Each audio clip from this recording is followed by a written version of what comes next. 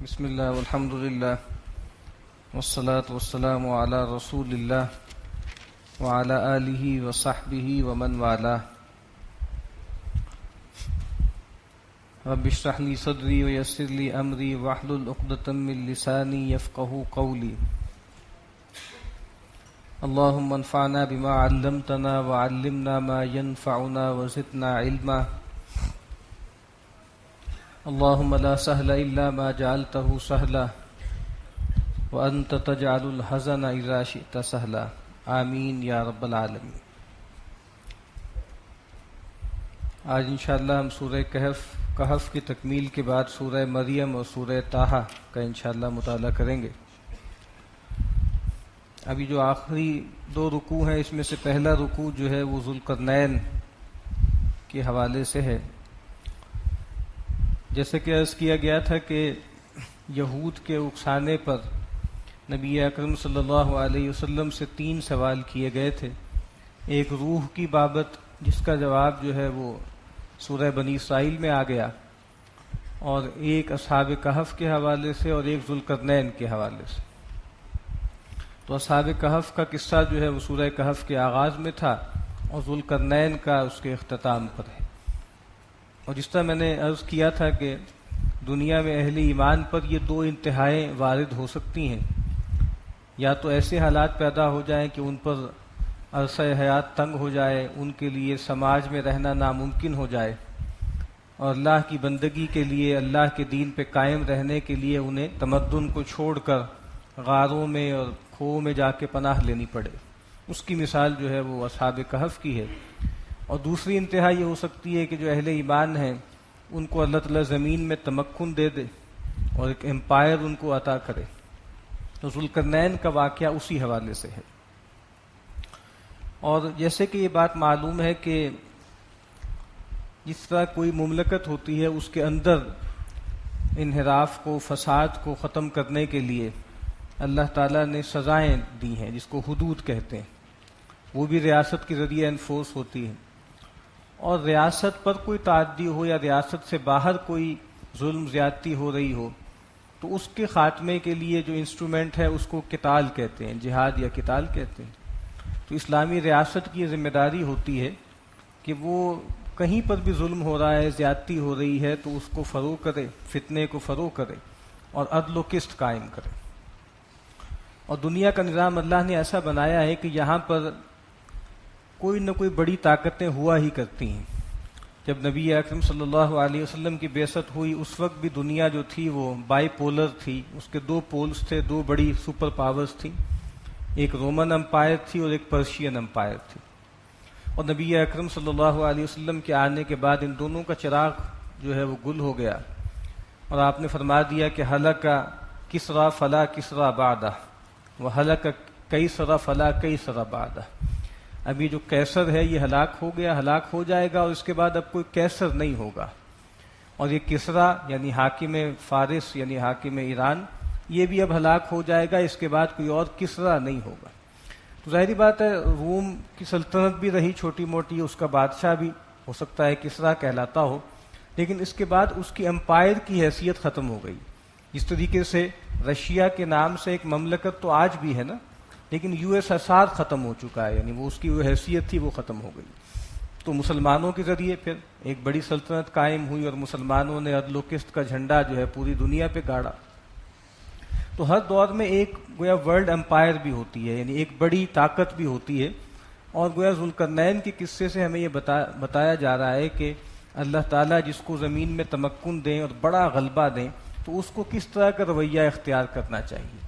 یعنی ظلم کا خاتمہ کرنا چاہیے، صالحین کو نوازنا چاہیے اور لوگوں کو سپورٹ کرنا چاہیے. یعنی یہ نہیں کرنا چاہیے کہ ظلم کا بازار گرم کرے. آج بھی آپ دیکھ لیں کہ اس وقت بھی دنیا میں ظاہری بات ہے کہ ایک امپائر ہے. پہلے لوگ کہتے تھے کہ ایج آف امپائر ختم ہو گیا ہے رومن امپائر کے بعد، لیکن اب پھر دوبارہ اس پر بہت لٹریچر چھپ رہا ہے کہ دوبارہ اب امپائر بن گئی ہے، امریکن امپائر. وہ ایک مائٹ ہے اور پوری دنیا میں اس نے ظلم کا جو ہے وہ بازار گرم کیا ہوا ہے. تو بہت ہم دیکھیں کنٹراسٹ ہے. اس وقت جو سپر پاور ہے جس کے پاس طاقت ہے وہ دنیا میں کیا کر رہی ہے، اور ذوالقرنین جو ایک صالح شخص تھے، پیغمبر تو شاید نہیں تھے لیکن کسی پیغمبر کے متوسلین میں سے تھے، اس کو ماننے والے تھے۔ اب یہ کون صاحب ہیں، اس کے بارے میں مختلف آراء رہی ہیں۔ پرانی تفسیروں میں زیادہ تر جو سکندر مقدونیہ جو کہلاتا ہے سکندر، اس کے بارے میں کہا جاتا تھا کہ شاید وہ ذوالقرنین ہے، لیکن سکندر کا جو کردار ہمارے سامنے تاریخ سے آتا ہے وہ اس قابل نہیں ہے کہ اس کو ذوالقرنین کا مصداق جو ہے بتایا جائے۔ پچھلی صدی میں مولانا ابوالکلام آزاد مرحوم نے اس پر کافی تحقیق کی اور اپنے تئیں انہوں نے یہ ثابت کرنے کی کوشش کی کہ وہ جو کیخسرو جس کو کہا جاتا ہے یا سائرس جس کو کہا جاتا ہے، جو ایران کا بادشاہ تھا، ایران کی سلطنت بھی دو حصوں میں تقسیم ہو گئی تھی، ایک پارس اور ایک مادہ، اس کو بھی اس نے جمع کر لیا اور اس وجہ سے اس کو یونائٹ کر کے ایک بڑی پرشین امپائر قائم کی۔ اسی وجہ سے اس کا جو تاج تھا اس کے دو سینگ تھے تاج کے اوپر، اسی لیے قرن تاج سینگ کو کہتے ہیں، تو دو سینگوں والا۔ تو عام طور پہ رائے یہ ہے کہ شاید یہ، یعنی ان کی رائے یہ ہے کہ یہ جو ہے وہ کیخسرو جس کو کہتے ہیں، سائرس جس کو کہتے ہیں، وہ ہے۔ اور بنی اسرائیل کا بھی چونکہ اس سے تعلق تھا، اس وجہ سے بھی دلچسپی ہو سکتی ہے بنی اسرائیل کو، کہ جو کہ ہم نے کہا تھا نا کہ 586 یا 87 قبل مسیح میں نیبوکڈنیزر نے جو ہے وہ بیت المقدس کو برباد کر دیا، تاراج کیا، اور 6 لاکھ یہودیوں کو تہ تیغ کیا اور 6 لاکھ کو ہی کیپٹو بنا کے اپنے ساتھ عراق لے گیا، بیبلونیا لے گیا۔ تو پھر اسی نے کیخسرو نے، یعنی ایران کی سلطنت مستحکم کرنے کے بعد پھر اس نے اور حملے کیے، اور پھر جو ہے یہاں پر بھی حملہ کیا عراق پر، اور پھر ان کو ایمنسپیٹ کر دیا، ان کو آزاد کر دیا، اور پھر سیدنا عزیر کی سربراہی میں بنی اسرائیل وہاں سے نکل گئے۔ تو گویا یہ بنی اسرائیل کے اور یہود کے بھی محسن تھے، اس وجہ سے بھی شاید یہود کو ان سے دلچسپی تھی، ان کے بارے میں سوال کیا گیا۔ اعوذ باللہ من الشیطان الرجیم، بسم اللہ الرحمن الرحیم۔ وَيَسْأَلُونَكَ عَنْ ذِي الْقَرْنَيْنِ، اور اے نبی آپ سے سوال کرتے ہیں ذوالقرنین کی بابت۔ قُلْ سَأَتْلُو عَلَيْكُمْ مِنْهُ ذِكْرًا، اے نبی فرما دیجئے اب میں تمہیں پڑھ کے سناتا ہوں اس کا تذکرہ، اس کا احوال۔ اِنَّا مَكَّنَّا لَهُ فِي الْأَرْضِ، بے شک ہم نے اس کو زمین میں تمکن دیا تھا۔ وَآتَيْنَاهُ مِنْ كُلِّ شَيْءٍ سَبَبًا، اور ہم نے اس کو ہر طرح کا سامان اور اسباب مہیا کیا تھا، یعنی دنیا کی جو بھی معیشت ہوتی ہے، دنیا کو گورن کرنے کے جو بھی اسباب ہوتے ہیں ہم نے ان کو دیے تھے۔ فَأَتْبَعَ سَبَبًا، تو اس نے مہم کا سامان کیا۔ حَتَّى إِذَا بَلَغَ مَغْرِبَ الشَّمْسِ، یہاں تک کہ جب وہ پہنچا سورج ڈوبنے کی جگہ پر، وَجَدَهَا تَغْرُبُ فِي عَيْنٍ حَمِئَةٍ، تو اس نے پایا اس کو کہ وہ ڈوب رہا ہے ایک ایسے چشمے میں کہ جو دلدلی ہے۔ وَوَجَدَ عِندَهَا قَوْمًا، اور اس کے ہاں اس نے ایک قوم کو پایا۔ اب یہ جو سائرس ہے اس کے بارے میں کہا جاتا ہے کہ اس نے 3 مہمات بڑی کی۔ ایک جو ہے وہ مشرق کی طرف گیا، بحیرہ روم تک پہنچا، اور اس کو خیال ہوا کہ بس جیسے دنیا یہاں ختم ہو گئی ہے، اور جس طریقے سے ایسے لگتا ہے جب سورج جو ہے وہ غروب ہو رہا ہوتا ہے تو ایسا لگتا ہے کہ جیسے وہ سمندر کے اندر ڈوب رہا ہے، تو اس کو اس طرح کا منظر نظر آیا۔ اور وہاں اس نے کچھ لوگوں کو پایا اس علاقے میں۔ قلنا، تو ہم نے کہا یا ذی القرنین اما ان تعذب و اما ان تتخذ فیہم حسنا، تو اے ذی القرنین اب تمہارا اختیار ہے، چاہے تو ان کو عذاب دے اور چاہے یہ پائیں تمہارے اندر تم میں کوئی خوبی یا بھلائی۔ اب یہ جو کہا نا کہ ہم نے کہا، ظاہری بات ہے یہ وحی نبوت نہیں ہے، یہ الہام ہے، ہم نے ان کو سجایا، ہم نے گویا ان کو اختیار دے دیا، پورا اختیار دے دیا، تم اس قوم پر قابو یافتہ ہو گئے ہو، اب تمہیں اختیار ہے، چاہے تو ان کو پرسیکیوٹ کرو، چاہے ان کے ساتھ اچھا سلوک کرو۔ قال اما من ظلم، تو ذوالقرنین نے کہا کہ جو بھی ظلم کا رویہ اختیار کرے گا، بے انصافی کرے گا، فسوف نعذبہ، تو ہم بھی اس کو عذاب دیں گے، ثم یرد الی ربہ فیعذبہ عذابا نکرا، اور پھر اس کو لوٹا دیا جائے گا اس کے رب کی طرف، اور وہ بھی اس کو عذاب دے گا، برا عذاب۔ اب اس سے یہ پتہ لگتا ہے کہ وہ اللہ کو ماننے والی ہستی تھے اور وہ ظلم کا خاتمہ چاہتے تھے، اور یہی بتاتے تھے کہ بھئی وہ کس کو سزا دیں گے؟ جو ظالم ہے، بے انصاف ہے۔ وَأَمَّا مَنْ آمَنَ وَعَمِلَ صَالِحًا فَلَهُ جَزَاءً الْحُسْنَى، اور جو کوئی بھی ایمان لائے گا اور نیک عمل کرے گا تو اس کے لیے بہت اچھا بدلہ ہے، آخرت میں اللہ کے ہاں بھی بہت بڑا بدلہ ہے۔ وَسَنَقُولُ لَهُ مِنْ أَمْرِنَا يُسْرًا، اور ہم بھی اس کے معاملے میں آسانی کا حکم دیں گے، یعنی ہمارے ہاں سے بھی اس کو سہولت ملے گی، کوئی اس کو گزن نہیں پہنچائی جائے گی۔ یہ ایک مہم تھی اس کی۔ ثم اتبع سببا، پھر اس نے مہم کا سامان کیا، حتی اذا بلغ مطلع الشمس، یہاں تک کہ جب وہ پہنچا سورج کے طلوع ہونے کی جگہ تک، وجدہا تطلع علی قوم لم نجعل لہم من دونہا سترا، دوسرا جو سفر تھا وہ مشرق کی طرف کیا اس نے، اور کہا جاتا ہے کہ جیسے مکران کے ساحلوں تک وہ آ گیا، اور وہاں اس نے دیکھا سورج کو کہ تطلع علی قوم، یعنی سورج نکلنے کی جگہ پر وہ پہنچا، اور وہاں اس نے پایا کہ وہ سورج طلوع ہو رہا ہے کچھ لوگوں پر، لم نجعل لہم من دونہا سترا، کہ ہم نے ان کے لیے سورج کے مقابل میں کوئی حجاب نہیں رکھا تھا، یعنی کوئی ایسے نومیڈک قسم کے قبائل تھے، وہ بالکل وحشی قبائل تھے، غیر متمدن قبائل تھے، کہ جیسے غاروں میں رہتے تھے، بلکہ غار بھی نہیں تھے، کھلے آسمان کے نیچے رہتے تھے، اور ان کی اور سورج کے درمیان کوئی پردہ نہیں تھا۔ کذالک، ایسا ہی ہے، وقد احطنا بما لدیہ خبرا، اور اس کے پاس کی ساری خبریں ہم نے اس کا احاطہ کیا ہوا ہے، وہ ہمارے قابو میں ہے۔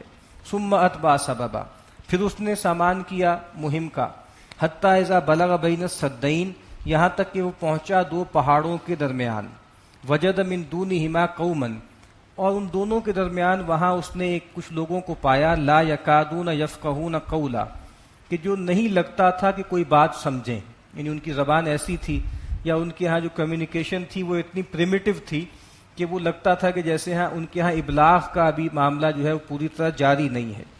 قالوا یا ذوالقرنین، وہ بولے اے ذوالقرنین، ان یاجوج و ماجوج مفسدون فی الارض، کہ یاجوج اور ماجوج جو ہے وہ زمین میں فساد مچاتے ہیں، فہل نجعل لک خرجا علی ان تجعل بیننا و بینہم سدا، تو ہم آپ کے لیے کوئی ٹیکس مقرر کر دیں، کوئی تاوان ہم آپ کو دے دیتے ہیں، محصول دے دیتے ہیں، کہ آپ ہمارے اور ان کے درمیان کوئی آڑ بنا دیں، کوئی بند بنا دیں۔ قال، تو ذوالقرنین نے کہا، ما مکنی فیہ ربی خیر، تو کہا کہ مجھے میرے رب نے جس چیز پہ تمکن دیا ہے وہ بہتر ہے، مجھے تمہارے پیسے کی ضرورت نہیں ہے، فاعینونی بقوت، ہاں ٹھیک ہے مین پاور سے تم میری مدد کرو، اجعل بینکم و بینہم ردما، میں تمہارے اور ان کے درمیان ایک سد راہ بنا دوں گا، ایک موٹا بند، ایک دیوار بنا دوں گا۔ اس سے بھی یہ بات معلوم ہوتی ہے کہ جن لوگوں کو اللہ نے زمین میں طاقت دی ہے، قوت دی ہے، وہ لوگوں سے مال لوٹتے نہیں ہیں، وہ لوگوں کو سپورٹ کرتے ہیں، وہ لوگوں پہ مال خرچ کرتے ہیں، وہ کہتے ہیں بھئی مجھے تمہارے مال کی ضرورت نہیں ہے، تم ٹھیک ہے مین پاور سے، فزیکل اس سے میری مدد کرو۔ آتونی زبر الحدید، تو کہا کہ لاؤ میرے پاس لوہے کے تختے، حتی اذا ساوا بین الصدفین، یہاں تک کہ جب انہوں نے برابر کر دیا تختوں کے ذریعے دونوں پھاٹکوں کے درمیان کو، قال انفخوا، تو انہوں نے کہا کہ اب اس کو دھونکو، اس کو گرم کرو، حتی اذا جعلہ نارا، یہاں تک کہ جب انہوں نے ان تختوں کو بالکل آگ کر دیا، قال آتونی افرغ علیہ قطرا، تو انہوں نے کہا کہ اب لاؤ میرے پاس اس میں پگھلا ہوا تانبا ڈال دو، یعنی بالکل جیسے تانبے کی ایک دیوار بنا دی۔ فمستطاعوا ان یظہروہ وما استطاعوا لہ نقبا، تو کہا کہ اب وہ جو یاجوج ماجوج ہیں نہ تو اس پہ چڑھ سکیں گے، اور نہ ہی چڑھ کے جو ہے تم پہ حملہ کر سکیں گے، اور نہ ہی اس میں کوئی سوراخ کر سکیں گے۔ قال ھذا رحمۃ من ربی، اور پھر یہ سب کرنے کے بعد اس کو اپنی طرف منسوب نہیں کیا، اپنی ٹیکنالوجی، اپنے ہنر، اپنی طاقت کی طرف نہیں کیا، بلکہ کہا کہ یہ میرے رب کی رحمت ہے۔ فَإِذَا جَاءَ وَعْدُ رَبِّي، اور جب میرے رب کا کہ وعدے کا وقت آ جائے گا، جَعَلَهُ دَكَّا، تو وہ اس کو گرا دے گا، وہ اس کو ڈھا دے گا۔ وَكَانَ وَعْدُ رَبِّي حَقًّا، اور میرے رب کا وعدہ جو ہے وہ حق ہے، یقینی، یعنی میں نے ایک چیز بنائی ہے، لیکن ظاہر جب اللہ کا حکم آئے گا، دنیا کا کوئی عذاب آئے گا یا قیامت کا وقت آئے گا تو یہ بالکل ڈھہ جائے گا، ختم ہو جائے گا۔ وَتَرَكْنَا بَعْضَهُمْ يَوْمَئِذٍ يَمُوجُ فِي بَعْضٍ، اور ہم چھوڑ دیں گے ان میں سے بعض کو اس میں، اور وہ جیسے لہریں مارتے ہوئے آئیں گے، ایک کے پیچھے ایک آئیں گے۔ وَنُفِخَ فِي الصُّورِ، اور سور میں پھونک دیا جائے گا، فَجَمَعْنَاهُمْ جَمْعًا، پھر ہم ان سب کو جمع کر کے لے آئیں گے۔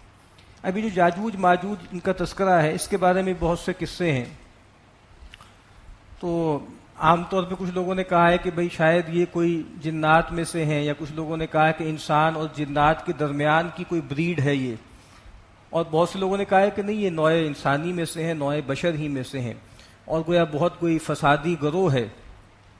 تو عام زیادہ رائے یہی ہے کہ نہیں یہ انسانوں ہی میں سے ہیں، اور سیدنا نوح علیہ السلام کے 3 بیٹے تھے، سام، حام اور یافس. تو کہا جاتا ہے کہ یہ یافس کی اولاد ہے. گوگ میگوگ ان کو کہا گیا ہے بائبل میں. اور زیادہ تر یہ جو رشین سٹیٹس ہیں، رشیا کے لوگ ہیں، چائنا کے لوگ ہیں، اسکینڈینیویا کے لوگ ہیں، جو یلو ریسز کہلاتے ہیں، ایک قیافہ یہ ہے کہ شاید یہ لوگ ہیں جن کو یاجوج ماجوج کہا گیا. اور ویسے یاجوج ماجوج گویا سمبل ہیں فساد کا. نبی اکرم صلی اللہ علیہ وسلم ایک موقع پہ جو ہے وہ سیدہ زینب کے ہاں وہ مقیم تھے. رات کے وقت آپ گھبرا کے اٹھے اور آپ نے کہا کہ ویل للعرب من شر قد اقترب، کہ بڑی بربادی ہے عرب کے لیے اس بڑی شر سے کہ جو آنے والا ہے.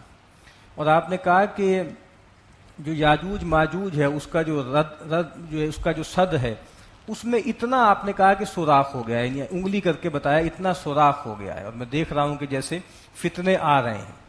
تو سیدہ زینب نے پوچھا کہ انہلک وفینا الصالحون، کیا ہمیں ہلاک کر دیا جائے گا جبکہ ہمارے اندر نیک لوگ بھی ہوں گے؟ تو آپ نے کہا کہ ہاں ایسا ہی ہوگا. اذا کثر الخبث، جب خباثت، گندگی، نجاست بہت زیادہ ہو جائے گی تو چاہے نیک لوگ موجود بھی ہوں تب بھی ہلاکت آ جائے گی. تو یہ جو ہمارے ہاں اینڈ ٹائم جو پروفیسیز ہیں ان میں بھی یاجوج ماجوج کا تذکرہ ہے کہ سیدنا مسیح علیہ السلام تو تشریف لائیں گے ایک خاص مشن پر، اپنی امت کے حوالے سے ان کا ایک مشن ہے. اس امت کے حوالے سے ان کا کوئی رول نہیں ہے. وہ آئیں گے، کس لیے آئیں گے؟ ان کی قوم نے، یہود نے ان کا انکار کیا تھا. تو ہم پڑھتے آ رہے ہیں کہ اگر کوئی قوم رسول کا انکار کر دے تو اس کو جیتا چھوڑا نہیں جاتا. تو گویا وہ واجب القتل تو ہو گئی تھی، عذاب تو اس پہ ڈیو ہو گیا تھا، لیکن اس کو ڈیفر کر دیا. اور قیامت سے پہلے سیدنا مسیح تشریف لائیں گے اور اپنی قوم پر وہ عذاب نافذ کریں گے، اور ہر یہودی جو ہے وہ ان کو دیکھ کے پگھل جائے گا. جو سچے عیسائی ہیں وہ ان پر ایمان لے آئیں گے یا یہود کے ساتھ ہی بن جائیں گے. اور ظاہری بات ہے کہ دجال جو ہے وہ یہود کا لیڈر ہوگا، وہ دجال کو بھی قتل کریں گے. تو اس سے لگتا ہے کہ جیسے عیسائیت اور یہودیت یہ تو ختم ہو جائیں گی، اور جس کو ہم کہتے ہیں نا ابراہیمک ریلیجنز، وہ ریکنسائل ہو جائیں گے، بس ایک ہی دین رہ جائے گا. لیکن اس وقت بھی واقعی سوال یہی پیدا ہوتا ہے کہ یہ جو ایک ایتھیسٹک پورا ہے نا معاملہ، جو چائنا کے لوگوں میں بھی ہے، رشیا میں بھی ہے، اور لوگوں میں بھی ہے، ان کا کیا بنے گا؟ ان کے ساتھ کیا معاملہ ہوگا؟ تو اس وقت لگتا ہے کہ جیسے قرین قیاس ہے کہ یہ بڑی بڑی تو قوتیں تو ختم ہو جائیں گی، اس کے بعد جیسے یہ لوگ پھر فساد مچائیں گے زمین میں. اور روایات میں تذکرہ ہے اس کا کہ پھر اتنا فساد مچائیں گے کہ سیدنا مسیح علیہ السلام بھی اس وقت موجود ہوں گے اور اہل ایمان بھی ہوں گے، تو وہ ان کو لے کے کوہ طور پہ چلے جائیں گے. جیسے یعنی دجال کو بھی قتل کر دیا، یہود کو بھی مار دیا، لیکن یاجوج ماجوج کے سامنے گویا ان کی بھی بس ہو جائے گی. اور پھر وہ جو کوہ طور پر جا کے اللہ سے دعا کریں گے تو اللہ تعالیٰ جو ہے وہ ان کی گردنوں میں ایک بیماری پیدا کریں گے جس سے وہ سب لوگ جو ہے وہ مر جائیں گے. اور مرنے کے بعد پوری زمین گویا ان کی لاشوں سے پٹ جائے گی اور تعفن پھیل جائے گی. پھر دعا کریں گے تو اللہ تعالیٰ آسمان سے بارش برسائیں گے اور پھر گویا پوری زمین جو ہے وہ دھل کے آئینے کی طرح ہو جائے گی. تو یہ کچھ روایتیں ہیں جو یاجوج ماجوج کے حوالے سے ہمارے سامنے آتی.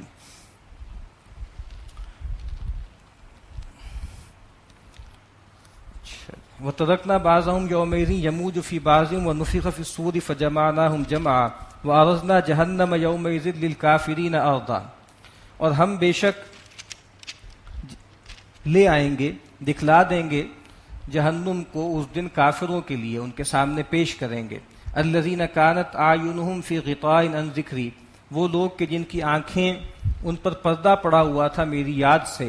وکانوا لا یستطیعون سمعا، اور وہ سنتے نہیں تھے. ان کے سامنے وحی پیش کی جاتی تھی، قرآن پیش کیا جاتا تھا، لیکن سنتے نہیں تھے. افحسب الذین کفروا ان یتخذوا عبادی من دونی اولیاء، تو کیا گمان کیا ہے ان لوگوں نے جنہوں نے کفر کیا کہ وہ میرے ہی بندوں کو میرے سوا اپنے حمایتی بنا لیں گے؟ یعنی کیسے بھول پن کی باتیں ہیں کہ میرے بندے، چاہے وہ فرشتے ہوں، چاہے وہ انبیاء ہوں، چاہے اولیاء ہوں، ان کو یہ میرے مقابل میں کھڑا کر دیں گے، اور یہ جیسے سینہ تان کے جو ہے وہاں پر میرے مقابل میں کھڑے ہو جائیں گے. انا اعتدنا جہنم للکافرین نزلا، بے شک ہم نے تیار کر رکھی ہے کافروں کے لیے جہنم بطور ایک مہمان نوازی کے. قل هل ننبئکم بالاخسرین اعمالا، اے نبی کیا ہم آپ کو بتائیں کہ کون لوگ ہیں جو اپنے عمل کے اعتبار سے سب سے زیادہ خسارے میں پڑنے والے ہیں؟ الذین ضل سعیہم فی الحیات الدنیا، وہ لوگ کہ جن کی تمام سعی و جہد دنیا ہی میں گم ہو کر رہ گئی. وہم یحسبون انہم یحسنون صنعا، اور اس سب کے باوجود وہ یہ گمان کرتے ہیں کہ وہ خوب سندگری کرتے ہیں، خوب کام کرتے ہیں۔ اولئک الذین کفروا بآیات ربہم، یہ وہ لوگ ہیں جنہوں نے ہماری آیات، اپنے رب کی آیات کا انکار کیا، ولقائہ، اور اس سے ملاقات کے بھی منکر ہوئے، فحبطت اعمالہم، تو ان کے تمام اعمال ضائع ہو جائیں گے، اکارت ہو جائیں گے۔ فلا نقیم لہم یوم القیامۃ وزنا، تو ہم ان کے لیے قیامت کے دن میزان بھی نہیں لگائیں گے، ترازو بھی نہیں لگائیں گے۔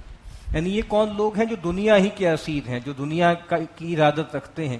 اللہ کے نبی نے فرمایا کہ من کانت الدنیا ہمہ، جو اپنی تمام غموں کو دنیا کا غم بنا لے گا تو کیا ہوگا؟ جعل اللہ فقرہ بین عینیہ، اللہ تعالیٰ اس کی دونوں آنکھوں کے درمیان فقر کو لکھ دیں گے، فقر کندہ کر دیں گے۔ اور فرق علیہ شملہ، ہم اس کے معاملات بکھیر دیں گے، کھلیر ہو جائے گا بہت زیادہ، اس کو وقت نہیں ملے گا دین کے لیے، اللہ کے رسول کی باتیں سننے کے لیے، اس پہ عمل کرنے کے لیے۔ وَلَمْ يَأْتِهِ مِنَ الدُّنْيَا إِلَّا مَا قُدِّرَ لَهُ، اور دنیا میں سے اس کو نہیں ملے گا مگر اتنا ہی جتنا اس کے لیے مقدر کر دیا گیا۔ تو یہ وہ لوگ ہیں کہ دنیا کی سعی و جہد کر رہے ہیں، دنیا کے علاوہ ان کی کوئی ایفرٹ نہیں ہے۔ اور کہا کہ ہم ان کے لیے ترازو ہی نہیں لگائیں گے۔ بھی ترازو تو لگایا جائے تب جب کوئی خیر کا کوئی سامان ہو تو ٹھیک ہے، تولا جائے کہ بھئی خیر کتنا ہے اور شر کتنا ہے۔ جہاں کوئی نیکی کی ہی نہیں ہے اور جو نیکی کی ہے وہ دکھاوے کے لیے کی ہے، تو کہا کہ ایسے لوگوں کے لیے ہم ترازو ہی نصب نہیں کریں گے قیامت کے دن۔ ذالک جزاؤہم جہنم بما کفروا، یہ وہ لوگ ہیں کہ ان کا بدلہ جہنم ہے بسبب ان کے انکار کے۔ واتخذوا آیاتی ورسلی ہزوا، اور انہوں نے ٹھہرا لیا میری آیات کو اور میرے رسولوں کو ہنسی ٹھٹھا، یعنی میری آیات کو بھی ہنسی کا موضوع بنا لیا، میرے پیغمبروں کا بھی مذاق کیا۔ اس کے برعکس ان الذین آمنوا وعملوا الصالحات، اسی لیے اللہ کے نبی نے فرمایا کہ قیامت کے دن انہ لیأتی الرجل السمین العظیم، قیامت کے دن بڑا تنو مند اور بہت عظمت والا، شان و شوکت والا آدمی لایا جائے گا، لا یزن عند اللہ جناح بعوضۃ، اور اس کی اللہ کے ہاں اس کا وزن مچھر کے پر کے برابر بھی نہیں ہوگا۔ تو یہ وہی لوگ ہیں کہ جو دنیا میں بہت مالدار تھے، بہت جو ہے وہ انفلوئنشل تھے، لیکن آخرت میں ان کا کوئی وزن نہیں ہے۔ ان الذین آمنوا وعملوا الصالحات کانت لہم جنات الفردوس نزلا، بے شک وہ لوگ کہ جو ایمان لائے، انہوں نے نیک اعمال کیے، ان کے لیے جو ہے وہ فردوس کے باغات ہیں مہمان نوازی کے لیے۔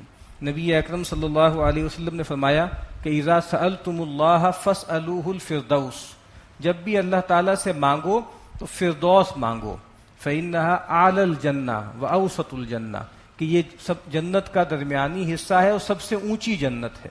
تو کہا کہ ایسے لوگوں کو ہم جنت الفردوس عطا کریں گے، خالدین فیہا، وہ اس میں رہا کریں گے ہمیشہ ہمیش، لا یبغون عنہا حولا، اور وہاں سے وہ اپنی جگہ بدلنا نہ چاہیں گے، ظاہری بات ہے وہاں سے کبھی بھی نکلنا نہ چاہیں گے۔ قل لو کان البحر مدادا لکلمات ربی، اے نبی فرما دیجئے کہ اگر دریا یا سمندر ہو جائیں سیاہی میرے رب کے کلمات کو لکھنے کے لیے، لنفد البحر قبل ان تنفد کلمات ربی، تو تمام سمندر جو ہے وہ خرچ ہو جائیں گے، وہ سیاہی ساری ختم ہو جائے گی اس سے پہلے کہ میرے رب کے کلمات مکمل ہوں۔ یعنی وہ لکھتے رہیں گے لیکن رب کے کلمات مکمل نہیں ہوں گے۔ وَلَوْ جِئْنَا بِمِثْلِهِ مَدَدًا، چاہے دنیا بھر کے سمندروں جیسی اور سیاہی بھی میسر ہو جائے تب بھی اللہ کے کلمات لکھے نہیں جا سکتے۔ اب اللہ کے کلمات کیا ہیں؟ ایک تو اللہ کے اوصاف ہیں، اللہ کی شانیں ہیں، اللہ کا علم ہے، اور پھر جو اللہ کی مخلوقات ہیں، جو ظاہری بات ہے کہ اللہ کی ہر مخلوق کلمہ کن سے پیدا ہوئی ہے نا، تو وہ بھی اللہ کے کلمات ہیں۔ تو اللہ کی قدرت کے جو مظاہر ہیں اس کائنات میں وہ بھی ان گنت ہیں، ان کو بھی شمار نہیں کیا جا سکتا۔ قل انما انا بشر مثلکم، اے نبی فرما دیجئے کہ اس کے سوا کوئی بات نہیں ہے کہ میں انسان ہوں تمہارے جیسا، یوحا الیہ، میری طرف وحی کی گئی ہے۔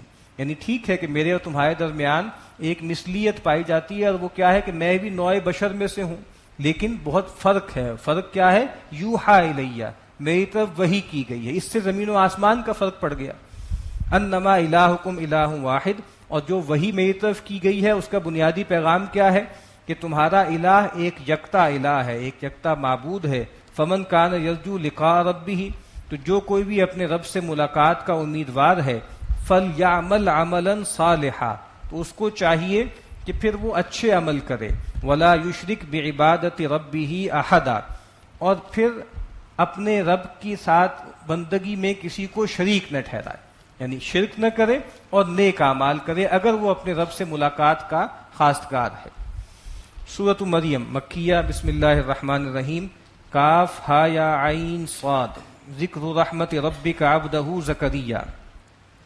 یہ سورہ مریم ہے اور یہ بھی مکی دور میں نازل ہوئی، اور ایسا لگتا ہے کہ جیسے ہجرت حبشہ سے پہلے یہ نازل ہو چکی تھی، کیونکہ جب مسلمانوں کو بہت ستایا گیا تو اللہ کے نبی صلی اللہ علیہ وسلم نے اجازت دے دی کہ بھئی حبشہ چلے جاؤ، وہاں بہت نیک بادشاہ ہے، اس کے پاس جا کے پناہ لے لو۔ تو مسلمان وہاں گئے تو پیچھے سے جو ہے سفارت آئی مشرکین کی، اور جا کے جو ہے ان سے کہا کہ بھئی ہمارے حوالے کیے جائے، یہ معاذ اللہ ہمارے بھگوڑے ہیں، ان کو ہمارے سپرد کیا جائے۔ تو نجاشی نے کہا کہ نہیں، میں تو ان کو امان دے چکا ہوں، تو میں تو ان کو تمہارے حوالے نہیں کروں گا۔ لیکن پھر ان کو ایک اور خیال سوجا، انہوں نے اگلے دن پھر وہ دربار میں گئے، اور اس وقت جو ہے عمرو ابن عاص لیڈر تھے ان کے، جو بعد میں مسلمان ہو گئے۔ تو انہوں نے کہا کہ بھی مسلمانوں کا وفد بھی موجود تھا کہ ان سے پوچھئے کہ یہ سیدنا مسیح کے بارے میں ان کی کیا رائے ہے، کیونکہ ظاہری بات وہ یہ سمجھتے تھے کہ یہ تو ان کو خدا کا بیٹا کہتے ہیں، الوہیت میں شریک کرتے ہیں، اور وہ تو یہ نہیں رکھتے اعتقاد ان کے بارے میں۔ تو وہاں پہ اس وقت مسلمانوں کے وفد کو بلایا گیا، اور سیدنا جعفر طیار رضی اللہ تعالی عنہ جو سیدنا علی کے بھائی ہیں، تو انہوں نے اس موقع پر یہ سورہ مریم کی ابتدائی آیات وہاں تلاوت کی، اور جو تلاوت وہاں پر کی گئی ان آیات کی، تو اتنا اثر ہوا وہاں پر نجاشی پر بھی اور ان کے درباریوں پر بھی کہ ان کی آنکھوں سے آنسو جاری ہو گئے، یہاں تک کہ ان کی داڑیاں جو ہیں وہ بھیگ گئیں آنسوؤں سے۔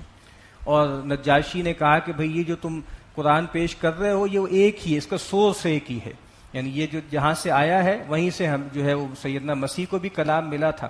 اور زمین سے ایک ٹنکا اٹھایا اور کہا کہ جو تم نے سیدنا مسیح کے بارے میں بیان کیا ہے، مسیح اس سے ٹنکا برابر بھی زیادہ نہیں۔ تو یہ آیات ہیں وہ، کاف ہا یا عین صاد، ذکر رحمت ربک عبدہ زکریا۔ یہ تذکرہ ہے تیرے رب کی خاص رحمت کا اپنے بندے زکریا پر۔ یہ ہم عرض کر چکے ہیں کہ سیدنا زکریہ رضی اللہ جو ہے علیہ السلام جو ہیں وہ ان کے خالو تھے سیدہ مریم کے، اور اللہ کے پیغمبر تھے، تو ان کے تذکرے سے بات شروع ہو رہی ہے۔ چونکہ اب ظاہری بات ہے سیدنا مسیح علیہ السلام کے حوالے سے جو عیسائیوں کو سب سے بڑا اشتباہ ہوا، یہ غلط فہمی ہو گئی ان کے مرتبے کے حوالے سے، وہ اس وجہ سے تھی کہ ان کی جو پیدائش تھی وہ بڑی معجز نما تھی، بغیر باپ کے پیدا ہوئے۔ تو گویا بتایا جا رہا ہے کہ سیدنا زکریہ جو ہے ان کے ہاں سیدنا یحییٰ جو پیدا ہوئے تھے وہ بھی تو ایک طرح کا معجزہ ہی تھا نا، کہ انتہائی بڑھاپے میں جبکہ ان کی بیگم ہمیشہ بانجھ نہیں ہوں، اللہ نے ان کو بھی جو ہے اولاد دے دی۔ تو اس میں کیا استبعاد ہے کہ اللہ تعالیٰ نے جو ہے وہ سیدنا مسیح علیہ السلام کی پیدائش جو ہے وہ بن باپ کے کر دی۔ اذ نادا ربہ نداء خفیہ، جب انہوں نے پکارا اپنے رب کو چھپی ہوئی آواز سے، چپ کے پکارا۔ اللہ تعالیٰ کو جو ہے پکارنا چاہیے، جو قرآن مجید نے کہا ہے کہ تضرعا و خفیہ، زاری کے ساتھ اور خفیہ انداز میں۔ اور ویسے بھی چونکہ وہ چیز جو مانگ رہے تھے وہ ایسی تھی تو ان کو یہ خیال تھا کہ ذرا اونچی آواز میں مانگوں گا، باقی لوگ بھی سنیں گے تو کیا کہیں گے کہ شاید یہ بوڑھا جو ہے معاذ اللہ سٹھیا گیا ہے، اس عمر میں جو ہے وہ بیٹا مانگ رہا ہے۔ قال ربی انی وہن العظم منی، اور یہ دعا انہوں نے کب مانگی تھی یہ ہم پیچھے پڑھ چکے ہیں سورہ آل عمران میں، جب وہ سیدہ مریم کے پاس جاتے تھے اور وہاں روحانی کرامات بھی دیکھتے تھے اور بغیر موسم کے پھل دیکھتے تھے، تو اس وقت جیسے ایک ہوکا سا ان کے اندر پیدا ہوا کہ کاش میرے ہاں بھی کوئی اولاد ہوتی، اس کے بھی ایسے روحانی کلمات ہوتے۔ تو ہنالک دعا زکریہ ربہ، تو اب اسی کا تذکرہ ہے۔ قال ربی انی وہن العظم منی، تو سیدنا زکریہ نے کہا کہ اے رب بے شک میری ہڈیاں کمزور ہو گئیں، بوڑھی ہو گئیں، واشتعل الرأس شیبا، اور میرا سر جو ہے وہ بھی بھڑک اٹھا، اس پر بھی جو ہے وہ سفیدی آ گئی ہے بڑھاپے کی، ولم اکن بدعائک ربی شقیہ، اور اے رب میں تجھ سے مانگ کر کبھی بھی محروم نہیں رہا، بدبختی کبھی میرا مقدر نہیں آئی، جب بھی میں نے تجھ سے مانگا ہے تو نے مجھے نوازا ہے۔ وَإِنِّي خِفْتُ الْمَوَالِيَ مِنْ وَرَائِي، اور جو میرے بھائی بند ہیں جو میرے اپنے پیچھے، مجھے ان سے اندیشہ ہے۔ وَكَانَتِ امْرَأَتِي عَاقِرًا، اور میری بیوی جو ہے وہ بانجھ ہے۔ فَهَبْ لِي مِن لَّدُنْكَ وَلِيًّا، تو خاص اپنے پاس سے مجھے ایک جانشین عطا کر، یعنی عام عادی طور پر تو امکان اب نہیں لگ رہا، لیکن خاص اپنے پاس سے مجھے ایک جو ہے ولی عطا کر، میرا کام اٹھانے والا جانشین عطا کر۔ وہ کیا کرے گا؟ یرثنی ویرث من آل یعقوب، جو وارث بنے گا میرا بھی اور آل یعقوب کے ترکے کا بھی۔ وجعلہ ربی رضیہ، اور اے رب تو اس کو بنانا ایسا کہ جس سے تو راضی ہو، یا اس کو پسندیدہ اور صاف والا بنانا۔ تو یہاں پر ظاہری بات ہے کہ وہ پیغمبر ہیں اور انبیاء کی ایک روایت میں کھڑے ہوئے ہیں، ان کو لگ رہا ہے کہ میرے جانے کے بعد جو ہے وہ غلط قسم کے لوگ آ جائیں گے، اور چونکہ وہ متولی بھی تھے اس کے ہیکل کے، تو ان کو اندیشہ تھا کہ بعد میں خرابی پیدا نہ ہو، تو کہا کہ وارث مجھے دے دے۔ اور وارث ظاہری بات ہے کسی دنیاوی امپائر کے لیے نہیں چاہیے تھا، ان کو وارث چاہیے تھا اس دینی روایت کے لیے، کیونکہ اللہ کے نبی نے فرمایا ہے کہ ہم جو انبیاء ہیں لا نورث، ہمارا ترکہ نہیں ہوتا، دنیاوی مال تقسیم نہیں ہوتا، ما ترکناہ صدقہ، جو ہم چھوڑ کے جاتے ہیں وہ صدقہ ہے، وہ بیت المال کی ملک ہوتا ہے۔ اور اللہ کے نبی نے فرمایا کہ ان الانبیاء لم یورثوا درہما ولا دینارا، انبیاء درہم و دینار ترکے میں نہیں چھوڑتے، ولیکن ورثوا العلم، ان کا ترکہ علم ہوتا ہے، فمن اخذہ اخذ بحظ وافر، جس نے وہ علم پا لیا اس کو پیغمبروں کے ترکے میں سے بڑا حصہ مل گیا۔ اسی لیے فرمایا کہ ان العلماء ورثۃ الانبیاء، جو علماء ہیں وہ انبیاء کے وارث ہوتے ہیں۔ سیدنا ابو ہریرہ ایک دفعہ گزر رہے تھے کچھ صحابہ کے پاس سے، وہ آپس میں باتیں کر رہے تھے، ان سے کہا تم یہاں بیٹھے ہو اور پیچھے مسجد نبوی میں اللہ کے نبی کا ترکہ تقسیم ہو رہا ہے۔ تو وہ لوگ ایک دم دوڑ کے گئے کہ شاید ہمیں اللہ کے نبی کی کوئی چیز مل جائے، کوئی پیالہ مل جائے، کوئی کرتا مل جائے۔ تو وہاں دیکھا کہ لوگ قرآن مجید پڑھ رہے ہیں، تو ان سے شکایت کی کہ آپ نے ہمیں بلا وجہ میں کہا کہ بھئی وہاں ترکہ تقسیم ہو رہا ہے۔ تو کہا کہ اللہ کے رسول صلی اللہ علیہ وسلم کا ترکہ قرآن ہی تو ہے، تو جس کو قرآن مل گیا اس کو گویا اللہ کے نبی صلی اللہ علیہ وسلم کی وراثت مل گئی۔ یا زکریا انا نبشرک بغلام اسمہ یحییٰ، تو اللہ تعالیٰ نے ان کو پکار کر کہا اے زکریا بے شک ہم تمہیں بشارت دیتے ہیں ایک لڑکے کی جس کا نام یحییٰ ہے، لم نجعل لہ من قبل سمیہ، کہ ہم نے اس سے پہلے یہ نام کسی کا نہیں رکھا، یعنی یہ نام بھی یونیک تھا، اور سمیہ کا مطلب وصف بھی ہوتا ہے، صفت بھی ہوتی ہے، کہ ایسی صفتوں والا لڑکا ہم نے کسی کو نہیں دیا۔ قال ربی انا یکون لی غلام، تو ابھی وہ مانگ رہے تھے لیکن ایک دم جب ان کو بشارت دی تو اب خود جو ہے ایک دم پریشان سے ہو گئے۔ قال ربی انا یکون لی غلام، تو انہوں نے کہا کہ اے رب میرے ایک لڑکا کیسے ہو سکتا ہے، وکانت امراتی عاقرا، اور میری عورت بانجھ ہے، وقد بلغت من الکبر عتیہ، اور میں بھی بڑھاپے کی عمر کو پہنچ گیا ہوں، میرا جسم سوکھ گیا ہے، بے بسی طاری ہو گئی ہے۔ قال کذالک، تو کہا کہ نہیں ایسا ہی ہوگا۔ قال ربک هو علی ہین، اور کہا کہ یہ آپ کے رب پر بہت آسان ہے۔ قال ربک هو علی ہین، تو کہا کہ آپ کے رب نے یہ کہا ہے کہ یہ مجھ پہ بہت آسان ہے۔ وقد خلقتک من قبل ولم تک شیئا، اور تم کچھ بھی نہیں تھے، لا شے تھے، اس سے میں نے تمہیں پیدا کیا۔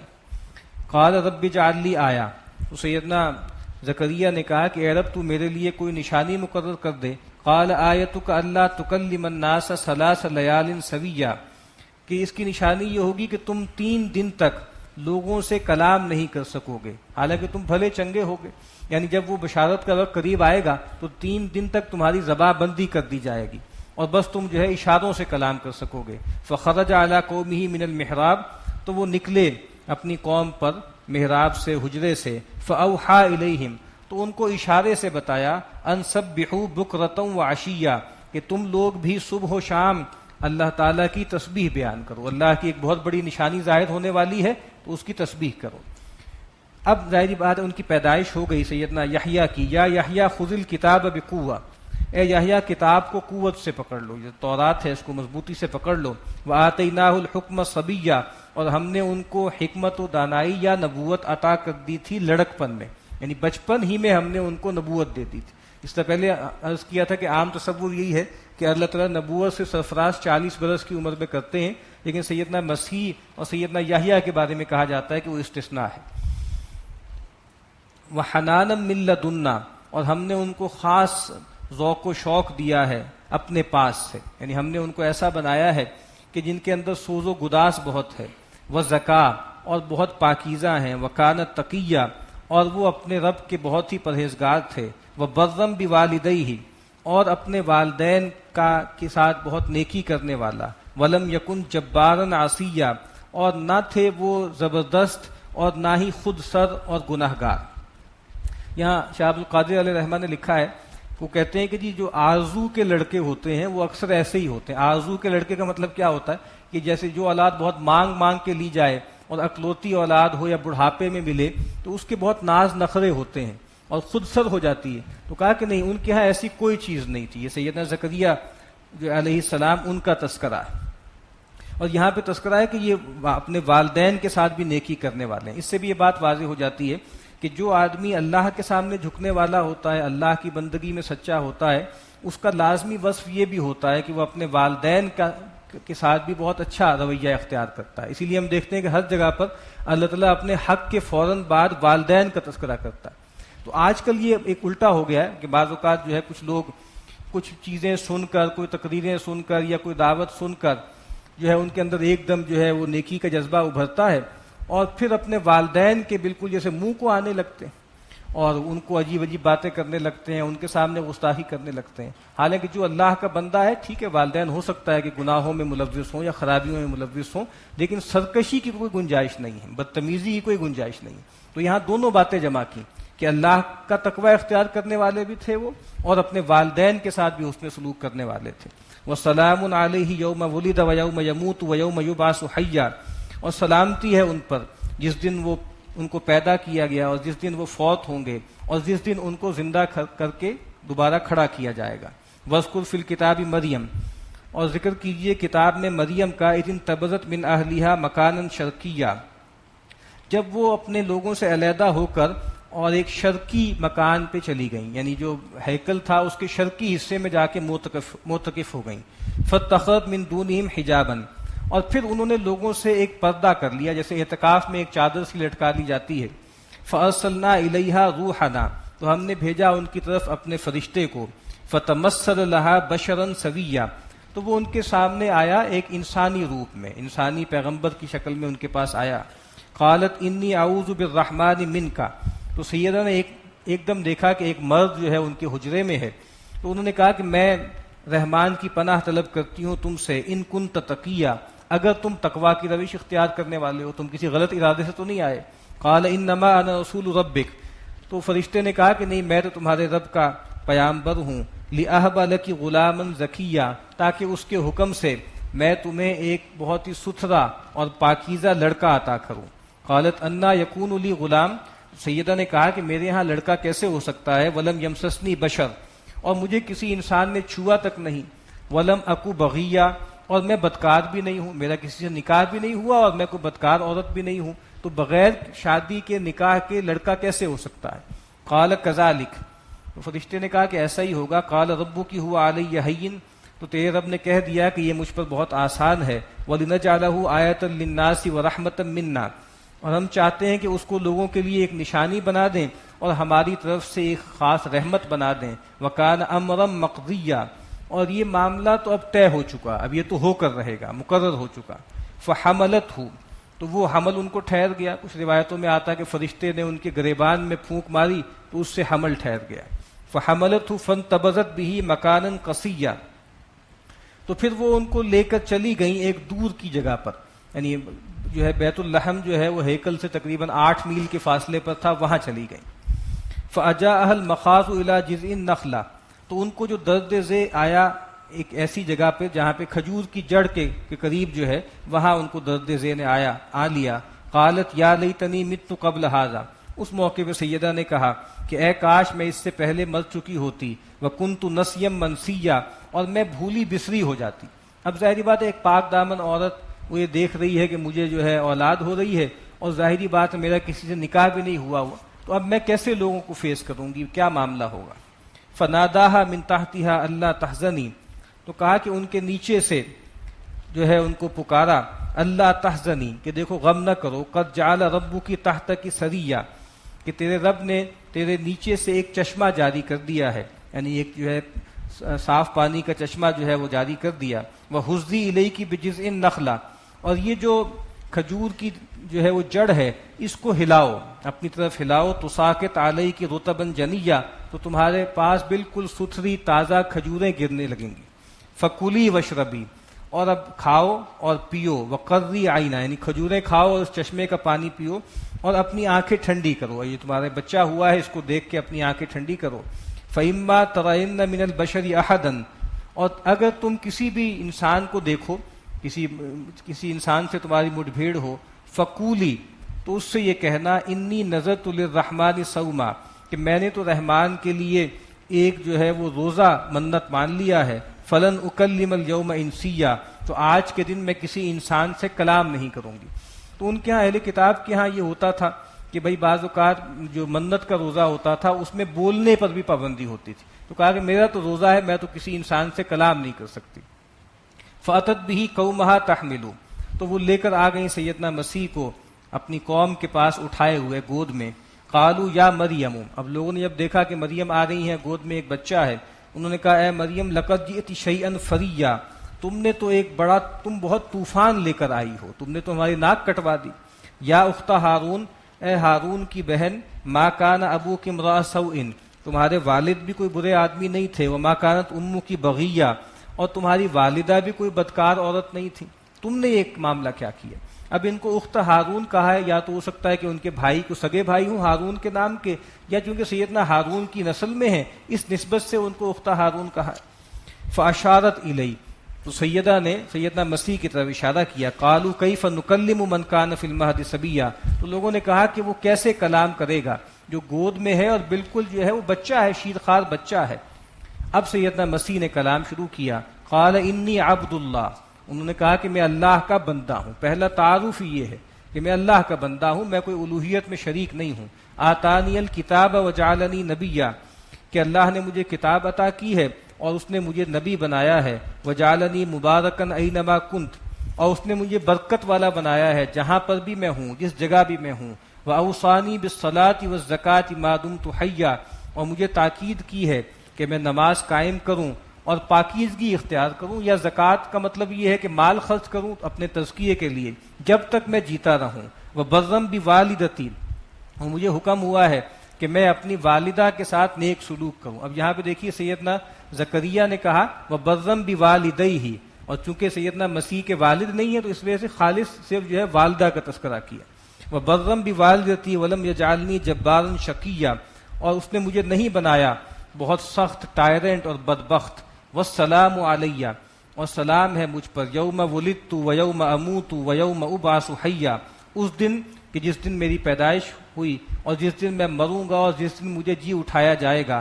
ذالک عیسی ابن مریم، یہ ہے حقیقت عیسیٰ ابن مریم کی، وہ نہیں ہے جو تم کہتے ہو۔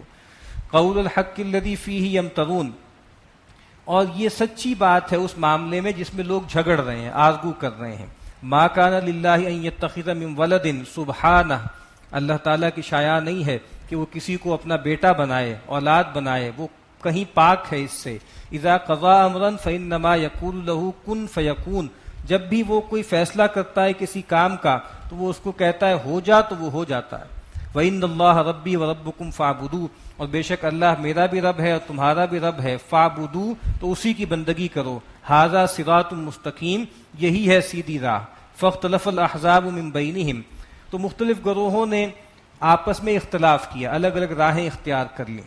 اب کیا راہیں اختیار کر لیں؟ ایک تو بڑا اختلاف یہود میں اور نصارہ میں ہو گیا، سیدنا مسیح کے بارے میں یہود نے معاذ اللہ ان کو ولد الزنا قرار دیا اور جو ہے وہ واجب القتل قرار دے کے اپنے تئیں سولی چڑھا دیا، اور نصارہ نے ان کے بارے میں اور تصورات قائم کر لیے، اور اس میں بھی بہت اختلاف ہے۔ کسی نے کہا کہ یہ خدا ہیں، کسی نے کہا خدا ان میں حلول کر کے ہے، کسی نے کہا کہ یہ تثلیث کا ایک حصہ ہے، کسی نے کہا کہ یہ ابن اللہ ہیں، تو یہ ان کے درمیان بھی بہت اختلاف ہو گیا۔ فویل للذین کفروا من مشہد یوم عظیم، تو بڑی خرابی ہے، بربادی ہے ان لوگوں کے لیے انہوں نے کفر کیا اس دن جس دن وہ ایک بڑی پیشی بھگتیں گے، اس بڑے دن کو دیکھیں گے۔ اسمع بہم وابصر، اس دن تو کیا خوب وہ سنتے ہوں گے اور کیا خوب دیکھتے ہوں گے۔ یوم یأتوننا، جس دن وہ ہمارے پاس آئیں گے، یعنی آج تو نہ ان کو کچھ سنائی دیتا ہے نہ کچھ سنائی دیتا ہے، لیکن اس دن خوب سجھائے گا بھی اور جو ہے وہ سنائی بھی دے گا۔ لیکن الظالمون اليوم فی ضلال مبین، لیکن یہ ظالم لوگ آج جو ہیں وہ کھلی گمراہی میں پڑے ہوئے ہیں۔ وانذرہم یوم الحسرۃ، اور آپ ان کو خبردار کر دیں اس حسرت کے دن سے، اس قضی الامر، جب معاملات فیصل کر دیے جائیں گے۔ وہم فی غفلۃ وہم لا یؤمنون، اور یہ لوگ غفلت میں پڑے ہوئے ہیں اور یقین نہیں کرتے۔ انا نحن نرث الارض ومن علیہا والینا یرجعون، اور بے شک ہم ہی وارث ہوں گے زمین کے، اور جو کچھ زمین پر ہے اس کے وارث بھی ہم ہوں گے، اور ہماری ہی طرف ان سب کو لوٹایا جائے گا۔ واذکر فی الکتاب ابراہیم، اور ذکر کیجئے کتاب میں ابراہیم کا، انہ کان صدیقا نبیا، بے شک وہ صدیق تھے اور نبی تھے، یعنی اپنی ذات میں صدیق تھے اور اللہ تعالیٰ نے ان کو نبوت سے بھی سرفراز کیا۔ اس قال لأبیہ یا ابت لم تعبد ما لا يسمع ولا يبصر ولا یغنی عنک شیئا، جب انہوں نے اپنے والد سے کہا کہ اے ابا جان آپ کیوں پوچھتے ہیں ایسی ہستیوں کو جو نہ سنتی ہے نہ دیکھتی ہے اور نہ آپ کو کوئی فائدہ پہنچا سکتی ہے۔ یا ابت انی قد جاءنی من العلم ما لم یأتک، اے ابا جان بے شک میرے پاس وہ علم آ گیا ہے جو آپ کے پاس نہیں آیا، فاتبعنی، تو اب آپ میری پیروی کیجئے، اہدک صراطا سویا، تو میں آپ کی رہنمائی کروں گا بالکل سیدھی راہ کی طرف۔ ویسے تو یہ بات نیچرل ہے کہ جو بڑے ہوتے ہیں وہ زیادہ تجربہ کار ہوتے ہیں، جہاں دیدہ ہوتے ہیں، اور چھوٹوں کو ان کی پیروی کرنی چاہیے، ان کے تجربات سے فائدہ اٹھانا چاہیے، لیکن کہا کہ یہ معاملہ اور ہے، یہاں اب اللہ تعالیٰ نے مجھ پہ وحی نازل کی ہے، مجھے پیغمبر بنایا ہے، تو اب آپ کی نجات بھی اسی میں ہے کہ آپ میری پیروی کریں اور میری ہدایت کے پیچھے چلیں۔ یا ابت لا تعبد الشیطان، اے ابا جان شیطان کی پوجا مت کیجیے، یعنی جس بھی بت کو پوجا جاتا ہے، ما سوی اللہ کو پوجا جاتا ہے، اصل میں شیطان کو پوجا جاتا ہے۔ ان الشیطان کان للرحمن عصیا، بے شک شیطان جو ہے وہ تو رحمان کا بڑا ہی نافرمان ہے۔ یا ابت انی اخاف ان یمسک عذاب من الرحمن فتکون للشیطان ولیا، اے ابا جان مجھے اس کا اندیشہ ہے کہ کہیں آپ پر کوئی عذاب نہ آ جائے رحمان کی طرف سے اور پھر آپ ہو جائیں شیطان کے ساتھی اور شیطان کو اپنا ولی بنا لیں۔ یہ گویا سیدنا ابراہیم علیہ السلام نے اپنے والد صاحب کو یہ نصیحت کی دعوت دی۔ تو اس سے ہمیں یہ بھی پتہ لگتا ہے کہ جو بڑے لوگ ہوتے ہیں، آپ سے عمر میں بڑے ہیں، مرتبے میں بڑے ہیں، ان کو بھی دعوت دینی ہے، ان کو بھی توحید کی طرف بلانا ہے، ان کو بھی دین کی طرف راغب کرنا ہے، لیکن اس کا ایک ادب ہے، اس کا ایک انداز ہے جو جہاں بیان کیا گیا ہے۔ ہمارے استاد ہیں ڈاکٹر فضل الہی صاحب، ان کی ایک کتاب ہے اسی موضوع پہ پوری، کہ الاحتساب علی الوالدین، کہ والدین کا احتساب کیسے کیا جائے، ان کو برائی سے کیسے روکا جائے، ان کو دین کی دعوت کیسے دی جائے، اور انہوں نے سیدنا ابراہیم ہی کے اسوے کو موضوع بنایا ہے کہ کس طریقے سے انہوں نے اپنے بزرگوں کو، اپنے بڑوں کو دعوت دی۔ قال اراغب انت عن آلہتی یا ابراہیم، تو ان کے والد نے کہا کہ اے ابراہیم کیا تم مجھے برگشتہ کرتے ہو، دور کرتے ہو میرے آلہہ سے، اے ابراہیم لئن لم تنتہی لارجمنک واہجرنی ملیا، اگر تم باز نہ آئے مجھے دعوت دینے سے تو میں تمہیں سنسار کر دوں گا اور ہمیشہ کے لیے تم مجھ سے دور ہو جاؤ، یہاں سے دفع ہو جاؤ۔ قال سلام علیک، تو سیدنا ابراہیم نے کہا کہ آپ پہ سلامتی ہو، ساستغفر لک ربی، میں آپ کے لیے اپنے رب سے استغفار کرتا رہوں گا، اور وہ کرتے رہے جب تک کہ ان کو روک دیا گیا۔ جب ان پر واضح ہو گیا کہ ان کا والد اللہ کا دشمن ہے تو انہوں نے اس سے اعلان برات کیا۔ انہ کان بی حفیہ، بے شک وہ جو اللہ ہے وہ مجھ پر بہت مہربان ہے۔ وَأَعْتَزِلُكُمْ وَمَا تَدْعُونَ مِن دُونِ اللَّهِ وَأَدْعُو رَبِّي، اور میں کنارہ کشی اختیار کرتا ہوں تم سے بھی اور جن ہستیوں کو تم اللہ کے سوا پوچھتے ہو، اور میں تو اپنے رب ہی کو پکاروں گا، اسی کی بندگی کروں گا۔ عسیٰ اللہ اکون بدعاء ربی شقیہ، اور امید یہ ہے کہ میں اپنے رب کو پکار کر کبھی بدبخت نہیں رہوں گا، کبھی محروم نہیں رہوں گا۔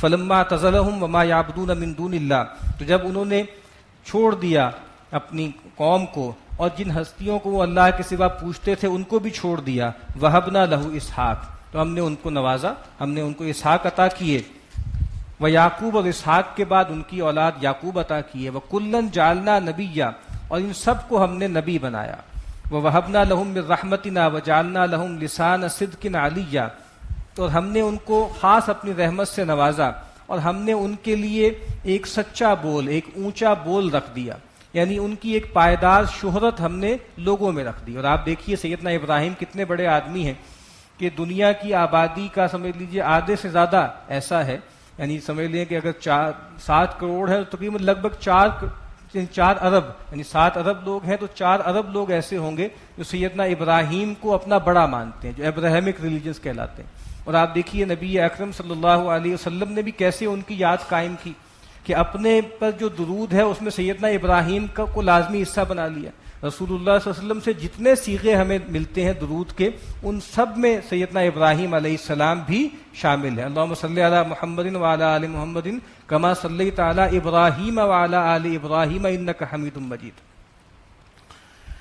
وَاذْكُرْ فِي الْكِتَابِ موسیٰ، اور ذکر کیجئے کتاب میں موسیٰ کا، انہ کان مخلصا، بے شک وہ ہمارا چنیدہ بندہ تھا، ہم نے اس کو چن لیا۔ وکان رسولا نبیا، اور وہ ایک نبی تھا جس کو ہم نے رسول بنا کر بھیجا، وَنَادَيْنَاهُ مِنْ جَانِبِ الطُّورِ الْأَيْمَنِ وَقَرَّبْنَاهُ نَجِيًّا، اور ہم نے ان کو پکارا طور پہاڑ کے داہنی طرف سے، اور ہم نے ان کو قریب کر کے ان سے کچھ سرگوشی کی، ان سے کچھ بھید کی باتیں کہیں۔ وَوَهَبْنَا لَهُ مِنْ رَحْمَتِنَا أَخَاهُ هَارُونَ نَبِيًّا، اور خاص اپنی رحمت سے ہم نے ان کے بھائی کو بھی جو ہے نبی بنا دیا، ان کا جو ہے دست و بازو بنا دیا۔ وَاذْكُرْ فِي الْكِتَابِ اسماعیل، اور ذکر کیجئے کتاب میں اسماعیل کا، إِنَّهُ كَانَ صَادِقَ الْوَعْدِ وَكَانَ رَسُولًا نَبِيًّا، بے شک وہ بھی وعدے کے بڑے سچے تھے اور وہ بھی ایک نبی تھے جن کو ہم نے رسول بنا کر بھیجا۔ سیدنا اسماعیل کے بارے میں کہا گیا کہ وہ اپنی بات کے سچے تھے، خاص طور پہ یہاں اشارہ اس واقعے کی طرف ہے جب سیدنا ابراہیم کو وہ رؤیا آیا اور سیدنا اسماعیل کے سامنے انہوں نے پیش کیا تو انہوں نے کہا کہ یا ابت افعل ما تؤمر ستجدنی ان شاء اللہ من الصابرین، تو واقعتاً وہ ثابت قدم رہے اور جان دینے کے لیے تیار ہو گئے۔ وکان یأمر اہلہ بالصلاۃ والزکاۃ، اور وہ اپنے گھر والوں کو نماز کا اور زکوٰۃ کا حکم دیتے تھے۔ وکان عند ربہ مرضیہ، اور وہ اپنے رب کے ہاں بہت ہی پسندیدہ تھے۔ واذکر فی الکتاب ادریس، اور ذکر کیجئے کتاب میں ادریس کا، انہ کان صدیقا نبیا، بے شک وہ بھی سچے تھے اور نبی تھے۔ سیدنا ادریس کے بارے میں کہا جاتا ہے کہ یہ سیدنا آدم اور سیدنا نوح کے درمیان میں ہے۔ وَرَفَعْنَاهُ مَكَانًا عَلِيًّا، اور ہم نے ان کو بہت اونچا مقام عطا کیا، مقام رفیع عطا کیا۔ کچھ لوگوں کا یہ خیال ہے کہ اس سے مراد یہ ہے کہ جس طرح سیدنا مسیح علیہ السلام کا رفع سماوی ہوا تھا، زندہ آسمان پہ اٹھایا گیا تھا، ان کے ساتھ بھی یہی معاملہ ہوا، لیکن زیادہ رائے یہی ہے کہ یہاں مکان علی سے مراد ہے کہ اونچا مرتبہ ہم نے ان کو عطا کیا۔ اولئک الذین انعم اللہ علیہم من النبیین من ذریۃ آدم، یہ وہ لوگ ہیں جن پر اللہ تعالیٰ نے انعام کیا انبیاء میں سے، اور یہ آدم کی اولاد میں سے ہیں سب۔ وممن حملنا مع نوح، اور یہ ان کی اولاد میں ہے جن کو ہم نے اٹھایا تھا نوح کے ساتھ، یعنی سیدنا نوح کے ساتھ جو لوگ تھے، انسانی نسل پھر اسی سے آگے چلی۔ ومن ذریۃ ابراہیم و اسرائیل، اور یہ اولاد ہیں سیدنا ابراہیم کی اور سیدنا یعقوب کی یعنی اسرائیل کی۔ وممن ہدینا واجتبینا، اور ان میں سے ہیں جن کو ہم نے ہدایت دی اور جن کو ہم نے برگزیدہ کیا۔ اذا تتلی علیہم آیات الرحمن خروا سجدا وبکیا، ان لوگوں کا معاملہ یہ ہے کہ جب ان پر رحمان کی آیات پڑھ کے سنائی جاتی ہیں تو یہ گر جاتے ہیں سجدے میں روتے ہوئے۔ آیت سجدہ ہے، سجدہ کر لیجیے۔ بسم اللہ اولہ و آخرہ۔ اب یہ تمام انبیاء کا تذکرہ کر کے یہ بتایا گیا کہ یہ لوگ تو اللہ کی بندگی کرنے والے تھے، حق پرست تھے، اور جب بھی اللہ کی آیات کی تلاوت ان کے سامنے کی جاتی تھی تو یہ گر پڑتے تھے اللہ کے سامنے روتے ہوئے۔ اور تم لوگ ان کی اولاد ہو، ان سے اپنی نسبت جوڑتے ہو، لیکن تم حق کی طرف رجوع ہی نہیں کرتے، اکڑتے ہو اور سینہ تان کے ہمارے پیغمبر کے سامنے جو ہے وہ کھڑے ہو۔ فخلف من بعدہم خلف، لیکن اس کے بعد ان کے پیچھے لوگ آئے جو نااہل تھے اور ناخلف لوگ تھے۔ اضاعوا الصلاۃ، انہوں نے نماز کو ضائع کر دیا۔ ظاہری بات ہے کہ پیغمبروں کی جو امتیں ہوتی ہیں ان میں جو سب سے بڑی خرابی آتی ہے وہ یہی ہے کہ وہ نماز کو ضائع کر دیتے ہیں، اور نماز ظاہری بات ہے اللہ سے تعلق کا سب سے بڑا ذریعہ ہے۔ جب نماز ضائع ہو جاتی ہے تو گویا دین ضائع ہونا شروع ہو جاتا ہے۔ واتبعوا الشہوات، اور یہ درپے ہو گئے، پیچھے پڑ گئے شہوتوں کے، لذتوں کے، مزوں کے۔ فسوف یلقون غیا، تو ان قریب یہ دیکھ لیں گے گمراہی کو۔ یا غی جو ہے کہا جاتا ہے جہنم کی ایک وادی کا نام بھی ہے، یعنی ان کو جہنم میں ڈالا جائے گا۔ الا من تاب وآمن وعمل صالحا، سوائے اس کے کہ جو توبہ کرے، رجوع کرے اور ایمان لائے اور نیک اعمال کرے۔ فاولئک يدخلون الجنۃ ولا یظلمون شیئا، تو یہ وہ لوگ ہیں جن کو وہ داخل کرے گا جنت میں اور ان پر کچھ بھی زیادتی نہیں ہوگی۔ جنات عدن التی وعد الرحمن عبادہ بالغیب، وہ رہنے والے باغات جن کا وعدہ کیا رحمان نے اپنے بندوں سے اور بن دیکھے ان پر ایمان لاتے ہیں۔ انہ کان وعدہ مأتیا، بے شک اس کا جو وعدہ ہے وہ ہو کر رہے گا، اس تک یہ پہنچ کر رہیں گے۔ لا یسمعون فیہا لغوا الا سلاما، اس جنت میں وہاں کوئی لغو بات نہیں سنیں گے، بس سلامتی ہی کی باتیں ہوں گی۔ وَلَهُمْ رِزْقُهُمْ فِيهَا بُكْرَةً وَعَشِيًّا، اور وہاں ان کے لیے ان کی روزی ہوگی صبح و شام۔ اب ظاہر بات ہے ایک صبح و شام ہماری یہاں دنیا کی ہے، صبح و شام کا تصور جو ہے وہ سورج کے طلوع و غروب سے ہوتا ہے۔ اب جنت میں صبح و شام کا کیا تصور ہے اللہ ہی بہتر جانتا ہے، لیکن یہ بات ہمیں سمجھنی چاہیے کہ بیونڈ ٹائم اینڈ اسپیس جو ہے وہ صرف اللہ کی ذات ہے. اللہ کی ذات ہے جو ٹائم اینڈ اسپیس سے ماورا ہے. مخلوقات ٹائم اینڈ اسپیس میں ہی ہوتی ہیں. اس دنیا کی ٹائم اینڈ اسپیس اور طرح کی ہے، جنت اور جہنم کی ٹائم اینڈ اسپیس اور طرح کی ہوگی. وہاں پر بھی وقت گزرے گا، ورنہ ضابط اگر وقت نہ گزرے نا تو پھر ظاہری بات ہے لذت کا احساس بھی نہیں ہو سکتا اور راحت کا احساس بھی نہیں ہو سکتا. یعنی اہل جنت کو ابھی ایک چیز کی خواہش پیدا ہوئی، وہ دے دی گئی، پھر کسی اور چیز کی خواہش پیدا ہوئی، تو اس کے لیے وقت چاہیے نا. تو جنت بھی ایک سپیس ہے، جنت میں بھی ایک ٹائم ہے. یہ اور بات ہے کہ وہ ٹائم اور ہے، وہ سپیس اور ہے. اسی لیے کہا جاتا ہے کہ جنت میں تقریباً 1 ہفتے کے فصل کے بعد جو کچھ خوش قسمت ہیں ان کو اللہ تعالیٰ کی زیارت کروائی جائے گی. اس کا مطلب ہے وہاں پر بھی وقت گزرنے کا اور دنوں کا کچھ حساب ہے. تلک الجنت التی نورث من عبادنا من کان تقیا، یہ وہ جنت ہے جس کا ہم وارث بنائیں گے اپنے بندوں کو، بندوں میں سے اس کو من کان تقیا جو ہوگا پرہیزگار. وما نتنزل الا بامر ربک. اب یہ فرشتوں کا قول ہے. نبی اکرم صلی اللہ علیہ وسلم خاص طور پہ سیدنا جبریل سے کہا کرتے تھے، آپ کے اندر چونکہ بہت شوق تھا قرآن مجید کو لینے کا، پانے کا، تو آپ کہتے تھے کہ بھئی آپ زیادہ جلدی کیوں نہیں آتے، جتنی جس فریکوینسی سے آپ آ رہے ہیں زیادہ جلدی کیوں نہیں آتے. تو اب ان کا جواب آ رہا ہے وما نتنزل الا بامر ربک، ہم نہیں اترتے مگر اپنے رب کے حکم سے. لہ ما بین ایدینا وما خلفنا وما بین ذلک، کہا کہ جو کچھ ہمارے آگے ہے وہ بھی اسی کے اختیار میں ہے، جو پیچھے ہے وہ بھی اس کے اختیار میں ہے، اور جو ان دونوں کے درمیان ہے وہ بھی اللہ ہی کے اختیار میں. یعنی ہم خود، یعنی ہماری تو پوری ذات اللہ ہی کے اختیار میں ہے، ہم اپنی مرضی سے کچھ نہیں کر سکتے. وما کان ربک نسیا، اور بے شک آپ کا رب بھولتا نہیں ہے، اس کو معلوم ہے کب وحی نازل کرنی ہے اور کب قرآن اتارنا ہے. رب السماوات والارض وما بینہما، وہ آسمانوں اور زمین کا رب ہے اور جو کچھ اس کے درمیان ہے اس کا بھی رب ہے. فاعبدہ واصطبر لعبادتہ، تو آپ اسی کی بندگی کیجئے اور اس کی عبادت پر ثابت قدم رہیں. هل تعلم له سمیا، کیا آپ اس کا کوئی ہم نام پاتے ہیں یا کیا آپ اس کے کسی نظیر کو جانتے ہیں. وَيَقُولُ الْإِنسَانُ إِذَا مَا مِتُّ لَسَوْفَ أُخْرَجُ حَيًّا، اور یہ انسان، یہ جو منکر ہے، یہ کہتا ہے کہ کیا جب میں مر جاؤں گا تو کیا مجھے دوبارہ زندہ کر کے نکالا جائے گا. اولا یذکر الانسان انا خلقناہ من قبل ولم یک شیئا، کیا انسان اس کا چیتا نہیں کرتا، اس پہ غور نہیں کرتا کہ ہم نے اس کو اس سے پہلے پیدا کیا ہے جبکہ وہ کچھ بھی نہیں تھا، لا شے تھا، اس سے ہم نے اس کو پیدا کیا. فوربک لنحشرنہم والشیاطین، تو آپ کے رب کی قسم ہے ہم ضرور بضرور ان سب کو اکٹھا کریں گے اور شیاطین کو بھی اکٹھا کریں گے. ثم لنحضرنہم حول جہنم جثیا، پھر ان سب کو اکٹھا کیا جائے گا، لایا جائے گا، حاضر کیا جائے گا جہنم کے گرد، یہ گھٹنوں کے بل گرے ہوں گے. ثم لننزعن من كل شیعۃ ایہم اشد علی الرحمن عتیا، پھر ہم ہر گروہ میں سے چھانٹ کے الگ کر لیں گے جو سب سے زیادہ رحمان کے خلاف اکڑے ہوئے تھے، سب سے زیادہ جو سرکش تھے ان کو الگ کر لیں گے. یعنی ہر امت میں، ہر گروہ میں جو لیڈر لوگ تھے، سب سے زیادہ سرکش تھے، ان کو چھانٹ کے الگ کریں گے، ان کو خصوصی سزا دیں گے. ثم لنحن اعلم بالذین هم اولی بها صلیا، اور پھر ہم خوب جانتے ہیں کہ ان میں سے کون ہیں جو سب سے بڑھ کر اس میں جانے کے مستحق ہیں. وَإِن مِّنكُمْ إِلَّا وَارِدُهَا، اور تم میں سے کوئی نہیں ہے مگر اس کو اس پر سے گزرنا ہوگا یا اس پر وارد ہونا ہوگا. کان علی ربک حتما مقضیا، اور یہ آپ کے رب کے اوپر ایک حتمی بات ہے، یہ اس کے ذمے ہے، ایک وعدہ ہے، ہو کر رہے گا. یہ تصور وہ ہے کہ ایک پل صراط ہے جو جہنم کے اوپر تان دیا گیا ہے اور تمام لوگوں کو اس پر سے گزرنا ہے، اور اس پہ بڑے بڑے آنکڑے لگے ہوئے ہیں، اور جو اہل ایمان ہے وہ تو گزر جائیں گے، اور جو کفار اور منافقین ہوں گے ان کو وہ آنکڑے اٹھا اٹھا کے جہنم میں ڈال دیں گے. اور اس میں گزرنے کی بھی تفصیل ہے. اللہ کے نبی نے بتایا کہ کوئی تو ایسے گزرے گا جیسے پلک جھپکنا ہوتا ہے، اور کوئی ایسے گزرے گا کہ جیسے تیز رفتار گھوڑا ہوتا ہے، اور کوئی ایسے جیسے پاپیادہ ہوتا ہے. تو ہر آدمی اپنے اپنے ایمان کے بقدر تیزی سے یا سلو اس میں سے گزرے گا. وَإِذَا ثُمَّ نُنَجِّي الَّذِينَ اتَّقَوْا وَنَذَرُ الظَّالِمِينَ فِيهَا جِثِيًّا، پھر ہم نجات دے دیں گے ان لوگوں کو جنہوں نے تقویٰ کی روش اختیار کی، اور ظالموں کو اسی میں چھوڑ دیں گے، اوندھے ہوئے گرے ہوئے اس میں ہم چھوڑ دیں گے.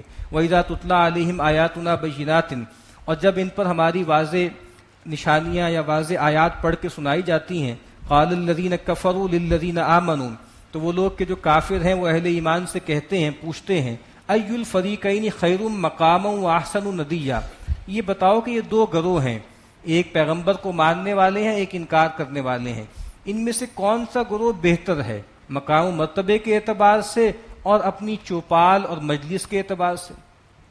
یعنی وہ کہا کرتے تھے کہ دیکھو ہماری مجلس میں جو ہے عتبہ ہے، شیبہ ہے، ابو جہل ہے، لیڈر لوگ ہیں، سردار ہیں، ان کی مجلس میں جو ہے وہ صہیب ہیں اور بلال ہیں اور عمار ہیں، بالکل ہی غریب لوگ ہیں، پھٹے حالوں میں ہیں۔ وَكَمْ أَهْلَكْنَا قَبْلَهُم مِّن قَرْنٍ، اور کتنے ہی گروہوں کو، کتنی ہی بستیوں کو ہم اس سے پہلے ہلاک کر چکے۔ ہم احسن اساسا ورئیا، وہ زیادہ خوبصورت تھے، زیادہ بہتر تھے ان سے سامان میں بھی اور شان و شوکت میں بھی۔ قل من کان فی الضلالۃ فلیمدد لہ الرحمن مدا، اے نبی فرما دیجئے جو کوئی بھی گمراہی میں بھٹکتا ہے تو چاہیے یہ کہ کھینچ لے، تو پھر رحمان اس کو بھی کھینچ لیتا ہے، یعنی رحمان جو ہے وہ اس کو لمبا کر لیتا ہے گمراہی میں۔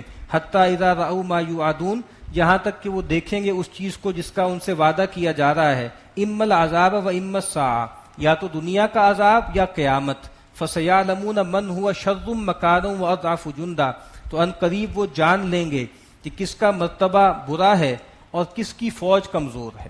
آج یہ باتیں کر رہے ہیں تو یہ رحمان ان کو ڈھیل دیتا رہے گا سرکشی میں، اور جب یا تو دنیا کا عذاب آ جائے گا یا قیامت کو دیکھ لیں گے، اس پر واضح ہو جائے گی۔ وَيَزِيدُ اللَّهُ الَّذِينَ اهْتَدَوْا هُدًى، اور اللہ تعالیٰ بڑھا دیتا ہے ان لوگوں کو جو ہدایت کی راہ اختیار کرتے ہیں، ان کی ہدایت میں اضافہ کر دیتا ہے۔ پیچھے کہا تھا جو گمراہی کی راہ اختیار کرتا ہے رحمان گمراہی میں ان کو بڑھا دیتا ہے، اور جو ہدایت کی راہ اختیار کرتا ہے اللہ ان کو ہدایت میں بڑھا دیتا ہے۔ والباقیات الصالحات خیر عند ربک ثوابا وخیر مردا، اور باقی رہنے والی تو وہ نیکیاں ہیں جو بہتر ہیں تیرے رب کے پاس بدلے کے اعتبار سے بھی اور لوٹ کر جانے کے اعتبار سے بھی بہتر ہیں۔ افرأیت الذی کفر بآیاتنا وقال لأوتین مالا وولدا، تو کیا دیکھا آپ نے اس شخص کو جو ہماری آیات کا انکار کرتا ہے اور وہ کہتا ہے کہ مجھے ضرور مل کر رہے گا مال اور اولاد، یعنی وہ کہتا ہے کہ دنیا میں بھی مجھے ابھی مزید مال و اولاد ملے گا، اور چونکہ یہاں ملا تھا اگر مرنے کے بعد کوئی اور زندگی ہوگی تو وہاں پر بھی ملے گا۔